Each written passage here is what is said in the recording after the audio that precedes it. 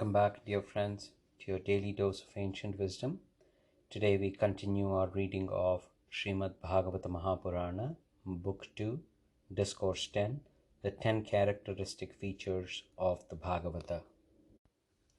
Sri Sukha continued, Sarga, Visarga, Sthana, Poshana, the Utis, the Manmantaras, the Ishanukadhas, Nirodha, Mukti, and Ashraya. These are the 10 topics discussed in this Bhagavata Purana. Men of true knowledge aver that the first 9 topics have been discussed in this Purana only in order to present a clear conception of the 10th or the last, namely Ashraya, that is, the all-supporting Brahma. This they have deduced in some cases from the actual words of the text itself and in other cases from their purport.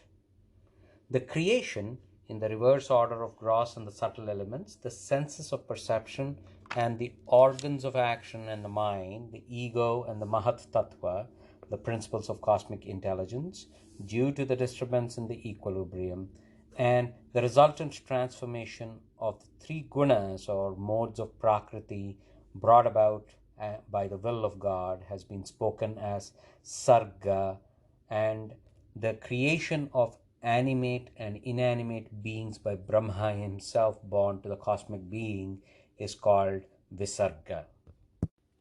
The triumph of Lord as revealed by the fact that living beings created by him keep within their bounds is known by the name of Sthiti, and the Lord's grace of his devotees is termed as Poshana. Again, the virtuous conduct of the saintly Manus presiding over the different Manmantaras has been referred to by the term Manmantaras, while the latent desire of various creatures which led to their bondage through interested action are known as Utis. Even so, the life accounts of various manifestations of Srihari as well as of his saintly devotees, supplemented by various other stories, have been termed as Ishakadhas. Nirodha means the withdrawal of the individual soul with all its qualifications or adjuncts into the Lord subsequent to his retirement, failing into the Yoga Nidra. And when the Jiva relinquishes its assumed character of doership and realizes its true nature or Brahmahood, they call it Mukti or emancipation of the soul. Finally, that from which are known to proceed the creation, the perseveration, and the dissolution of the universe is what they call as Ashraya, which is spoken of in the scriptures as the Supreme Brahma or the Supreme Spirit, Paramatma. The same perceiving subject, the individual soul which identifies itself with the sense of perception, also exists in the form of the deities presiding over the senses of perception, the sun god and others, while the physical body which distinguishes the senses from the deities presiding over them serves as condition, upadhi, to the individual souls.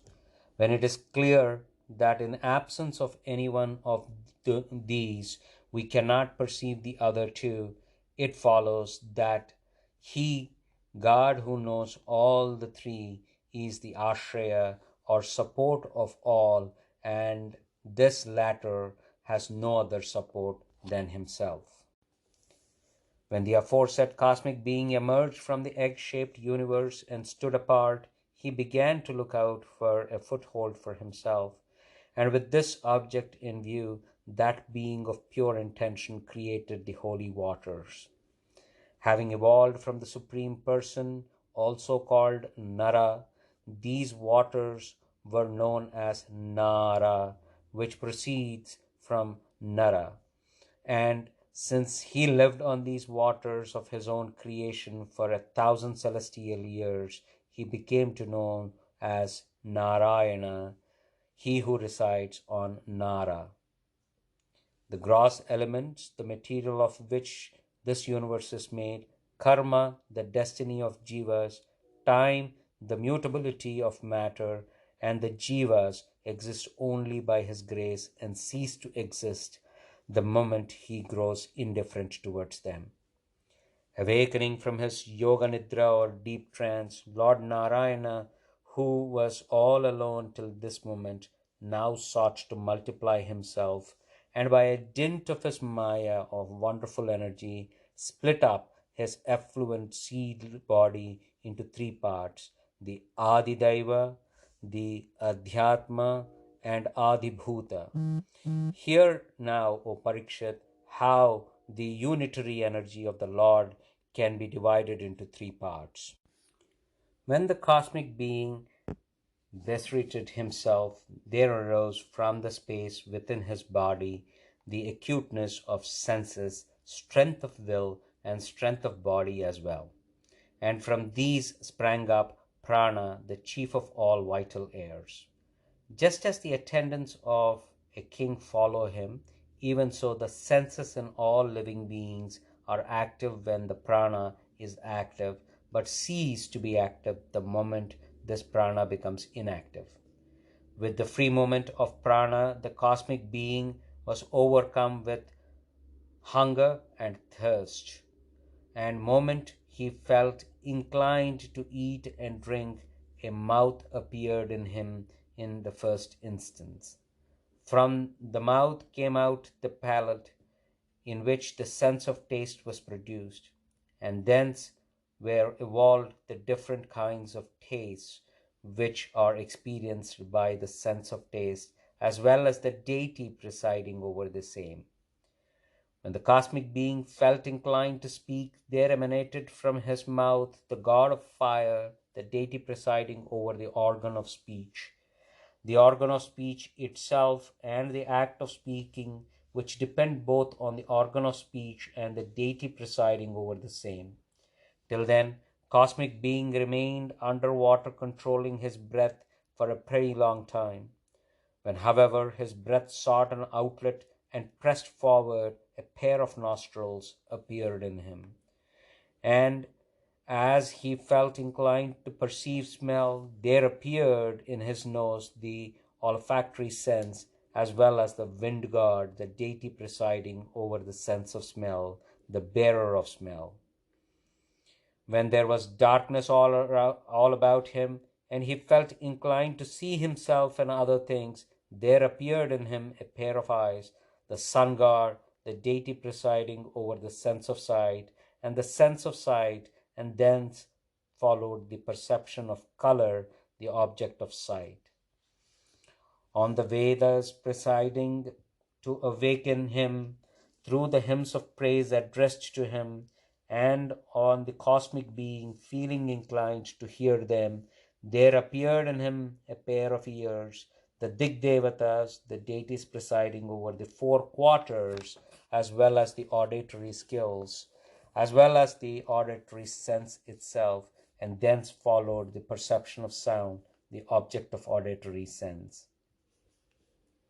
When again the cosmic being felt inclined to experience the softness or hardness, lightness or heaviness, and warmth and coolness of an object, there appeared in him the skin, the seat of tactile sense, and on that skin there arose the hair, the sense perceiving touch as well as itching sensation, the trees, the deities presiding over the hair, as well as the wind god, the deity presiding over the tactile sense.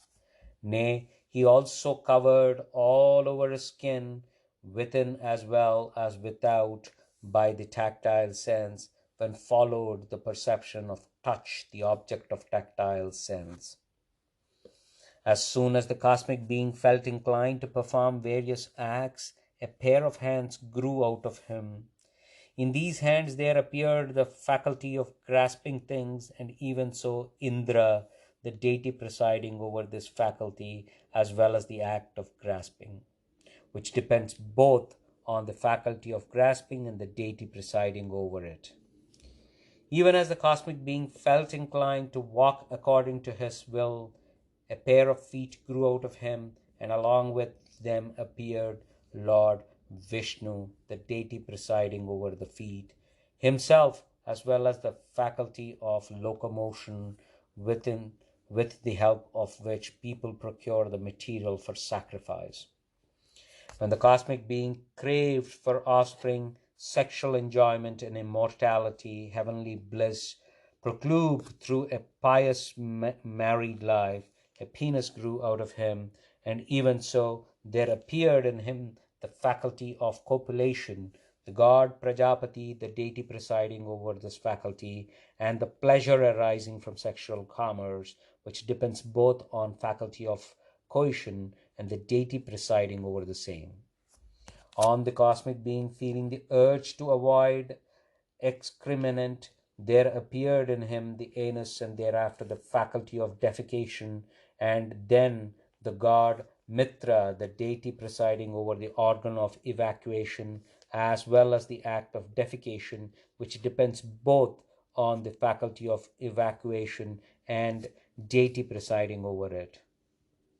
When the cosmic being felt inclined to pass from one body to other and leave the former with the end in view, there appeared in him the navel. In the navel sprang up the vital air called Apana, and then the god of death, the deity presiding over the Apana air, and then came about the disassociation of prana from apana, i.e., death which depends upon both the apana air and the deity presiding over the same.